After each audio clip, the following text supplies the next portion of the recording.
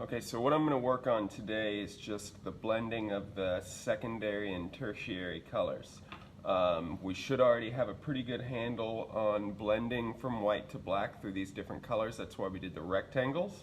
So all I'm going to work on today, I'm just going to do red down to yellow, just so you can kind of see the transition between each wedge. On these, it is more important to stay within your lines. We've got these center sections that's going to be your true color, so I'm going to do the actual red through here, actual red orange in here, orange, and yellow. Because I'm blending to black, I would go ahead and do the solid color all the way to the edge of the circle, just so you have that first coat underway. It's easy to cover it with dark. It's more difficult to go to white over top of that full hue. So what I'm going to do, I've got brilliant red and I've got scarlet, so I'm going to start with red. I'm just going to put, and you should mix on your plate still. I'm just doing it here so you can see everything that I'm doing. So I'm going to mix both the scarlet and the brilliant red together just a little bit to see what kind of hue I end up with. Hue just being the actual color of red. These different names for red just come from what they use as the pigment itself. So I'm going to mix these two things together. And I've got a pretty decent amount of paint here. That's because I'm going to use this same red to do my orange. So this is what I'm going to use for red. So I'm just going to go back in here. And again, this is going to take more than one coat, because this paint is a little bit transparent. And really it doesn't matter what kind of paint you get. If you're trying to do something like this, you're gonna probably, if it's acrylic paint, you're more than likely gonna end up needing more than one coat. So you'll see that I'm trying to keep from getting a big thick buildup of paint. It's just a little cleaner that way, and it's good to, when you're learning, to know how to keep a nice smooth surface and blend that way, rather than putting big messy globs of paint on your paper. Once you actually start painting actual paintings, that wouldn't bother me as much. It can be pretty expressive to have those three-dimensional like buildups of paint. But for what we're doing now, we want to practice getting good at just a clean application of paint. So again, we're going to go over this top area with the darker colors, or you will. I'm not going to do it in the demonstration. We already did that through the rectangles. That's why we were practicing there before we did the full color wheel itself. I'm just going to put that down so that I have that first coat, and it won't be as transparent when you go over it with the darker colors. So this is what we're going to use for red. The next color I'm going to do is yellow. You would either have to be very sure that you completely clean out this brush before you start working with yellow, or you can start using a new brush. I'm going to use a new brush. So this medium yellow, that's a pretty good yellow. The yellow ochre, that has a little touch of brown in it. It's like a mustard yellow kind of. So I'm not going to use any of that for this because I like this yellow. So again, I'm just going to do the same thing I did with the red.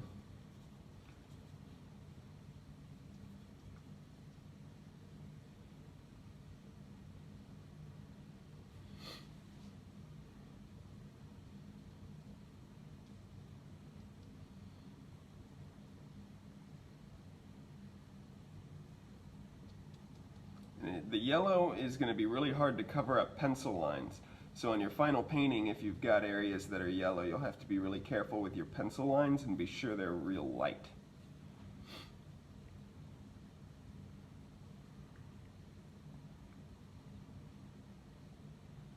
And just like I showed you on the last demonstration, when you're darkening the yellow, my suggestion would be to go through brown before you get to black.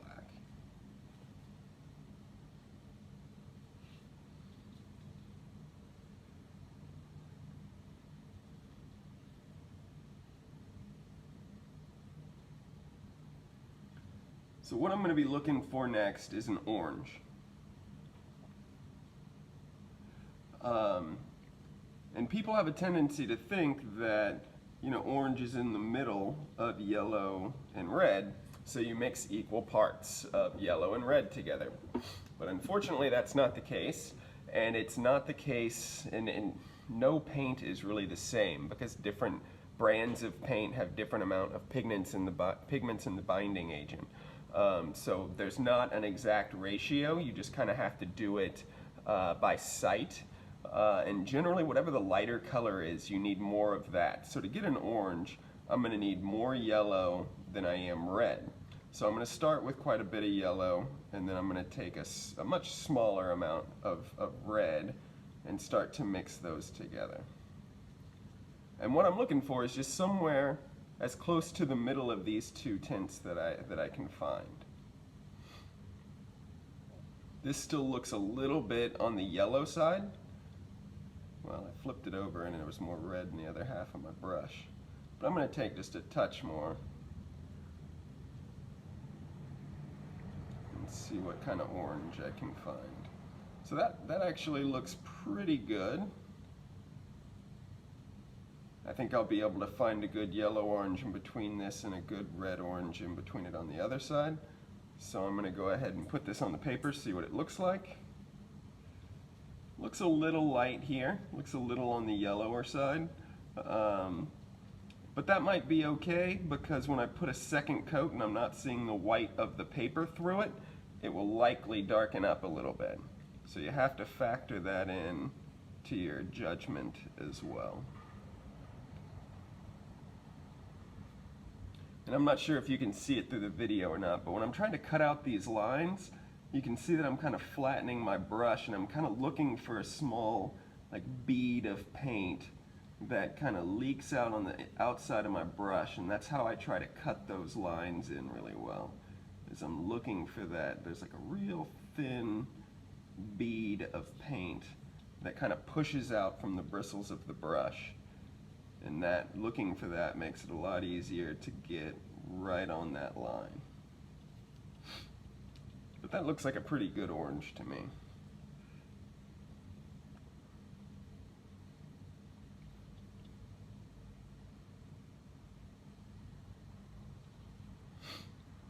Looks like I'm gonna have to mix a little bit more though. So, more yellow, a little bit of red. I'm doing it on top of my other orange, and I'm doing it that way so that I can make sure that I'm matching it pretty well. So it's still a little red. That looks like a good match.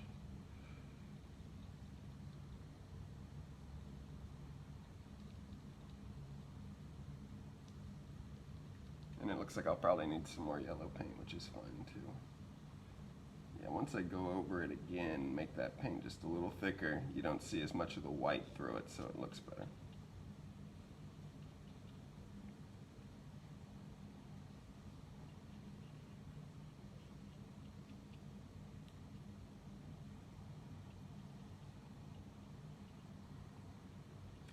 Okay, so that's a good secondary color. Now I've got to start working towards tertiary, so I'll definitely need more yellow, because what I'm now looking for is a balance between these two.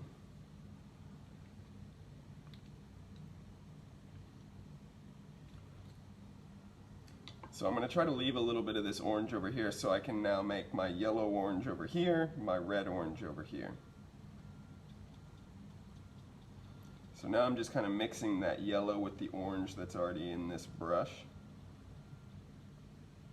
because I'm definitely going to need a lot more yellow here than orange.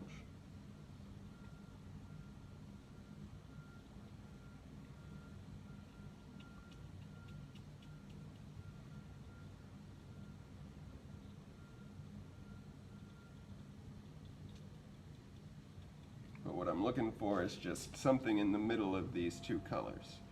So this still looks a little bit on the orange side, so I'm going to add some more yellow in it.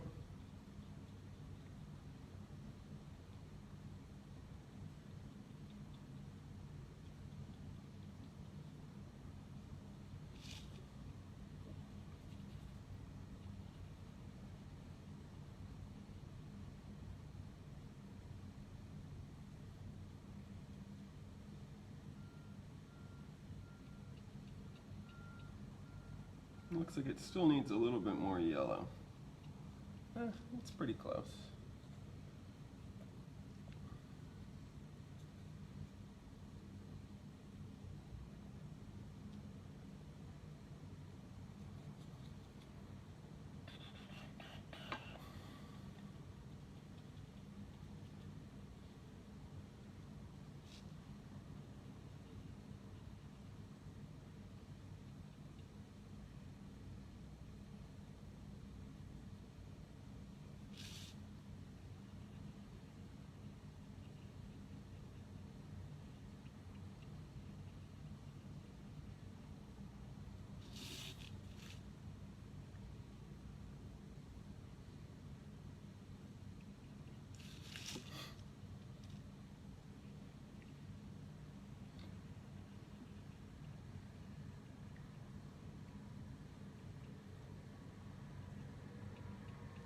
So that looks like a pretty even transition there, so I'm pretty happy with that. So now to the red orange.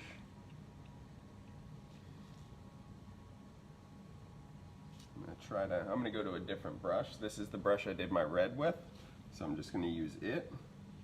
And I'm gonna get some of this orange.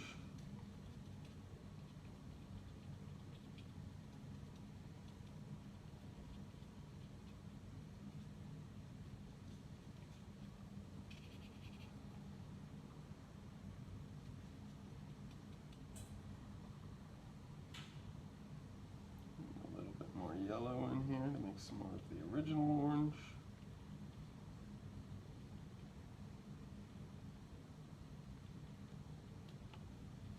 We'll see what that looks like.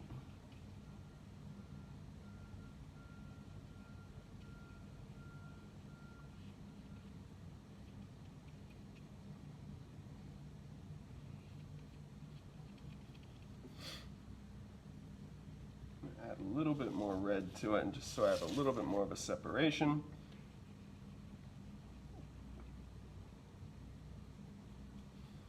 But I definitely want to be able to see a difference between each one. I can definitely see a difference here. And then I look at my line over here. There's definitely a difference there, and it's about the same on both sides. You've got a similar difference between the two. Again, I don't know if the color is going to show up from my, hopefully the color on the video from my phone will work okay.